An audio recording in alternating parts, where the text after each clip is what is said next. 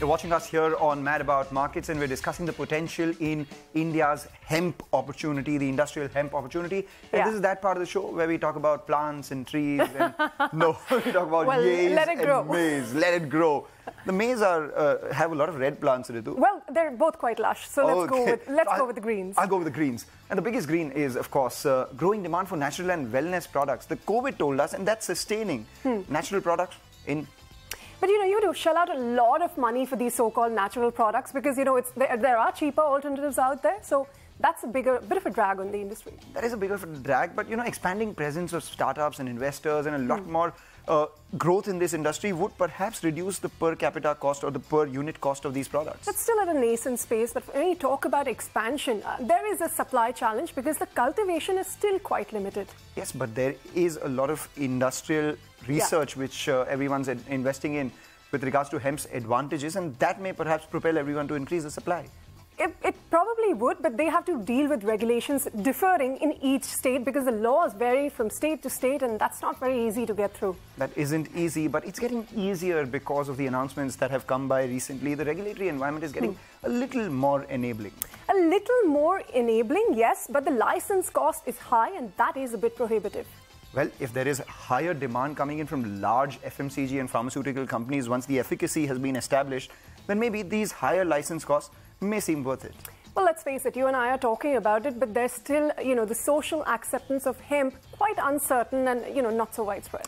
All arguments about this lay to rest when you say it will lead to an increase in agri-income. The farmers will prosper. But first, you have to get rid of the regulatory overhang if we're talking about all of this and for this kind of prosperity to come through. Take your points, Ritu, and put my points on that as well. But let's put them forth to our guests as well. Abhishek, your view on the revenue run rate that you guys are on, and more importantly, are you profitable? Because we're talking about a lot of people entering this space, but how do the unit economics work?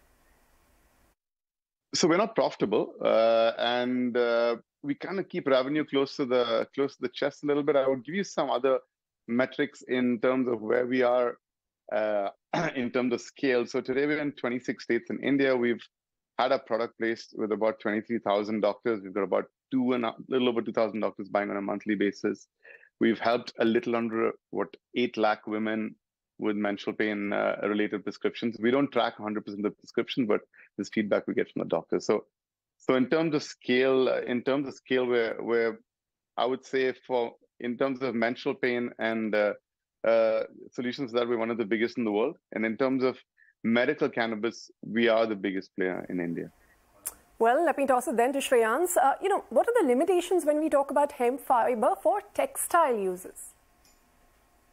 See, I would say it's not very suitable for intimate wear, right? So that's one of the larger limitations. So when you look at the feel of hemp on the body, it will feel like linen, right?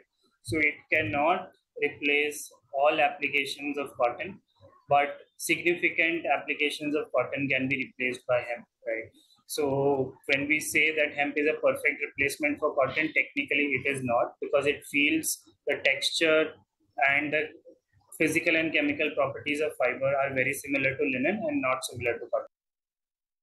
Well, Abhishek and Shreyans, we take your points, but let's actually bring it all down to the summary of what we've been talking about, and that is the bigger question, because what happens from here on? Is India's hemp industry ready to overcome the hump, or is it going to keep facing hurdles? Abhishek, your take. The IT industry grew from back end to front end. It took a long time because they said Indian enterprises were not sophisticated enough to buy SaaS. That's changed now. But for medical, we have no excuse, right? We're the center of every ailment in the world. Why should pain relief come on? I mean, opioid crisis, we're the next hotspot. The US is basically a trial version of what's going to happen in India if we don't solve it.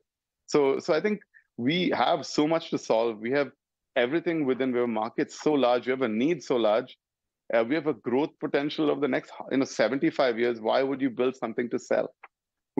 Especially because you are doing something different from other people. Today, we have solved, using Ayurveda in India and cannabis, me and my contemporaries in the industry have solved things that the West have not, because they focus on recreational. Today, I dare say that we are much more advanced than America when it comes to medical cannabis, or Europe, or anybody else. Sure, everybody's screaming CBD, but CBD is just a result of the fact that it's legal across all states because you can extract it from hemp. Abhishek, thank you for joining in. 75 to 100 years of a runway for the Indian hemp industry. On that note, what we'll do is we'll thank all of them. Shreyans, Chirag, Yash, and Abhishek, for you in particular, wish you all the pink of health, so to say. And with that, we wrap up on this edition of Mad About Markets. Thank you for watching.